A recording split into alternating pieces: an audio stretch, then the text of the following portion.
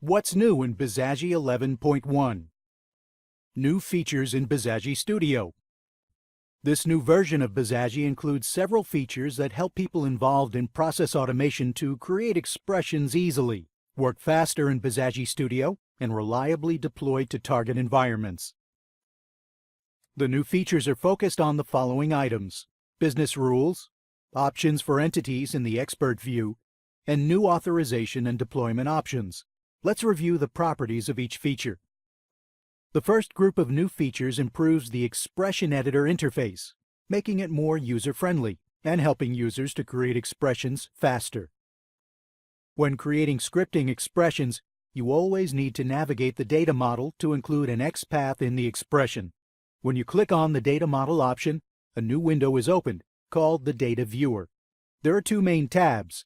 The first one shows the data model in a tree structure, similar to the way it was displayed in previous versions. In the second tab, you can now look up the entities of your project. This is useful when you want to view the name of an entity or its attributes. When you navigate through the data model and click on an attribute within an entity, the Data Viewer displays on the right-hand side the navigation XPath. Each box has a color code: green for entities, blue for attributes, orange for collections, and purple for data values. You can also change the XPath notation, which is how the Data Viewer will return the string of the XPath displayed.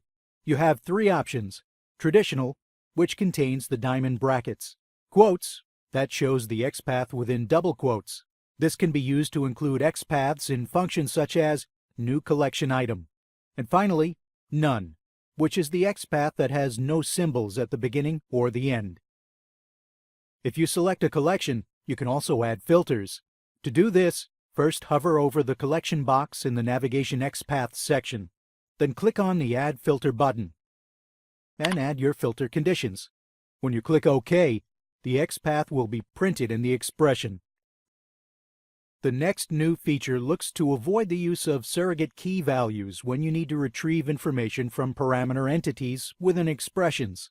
It promotes the use of business keys, preventing potential problems when you deploy to test or production environments in scenarios where keys could have changed. In the Scripting Expressions editor, you now have the Select Parameter Value option. When you click on it, a pop-up window is displayed with a drop-down list of all the project's parameter entities. When you select an entity and click on the Load button, all the entity's records are shown. Then, when you pick a record and click Select, the Get Entity Attrib function is returned with the filters needed to get the primary key of the selected record. Finally, in this new version, when you finish automating the process and it's ready for deployment, Bizagi provides a package visualizer. This feature allows you to double-check the elements to be deployed, such as rules, entities, or attributes.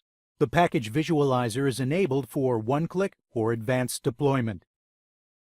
For one-click deployment, you need to select the components to deploy as usual. Before completing the deployment process, on the summary screen, you now have the View Exported Objects button. When you click on it, the package visualizer is displayed. Here you can navigate through components located at different levels: at the application level, at the process level, at the entity level, or at the project level. When you click in a component type, for example, the rules type, a list of all rules in that level is shown. Additionally, when you navigate through entities, you can view all the attributes of an entity set to be deployed. Thanks for your interest.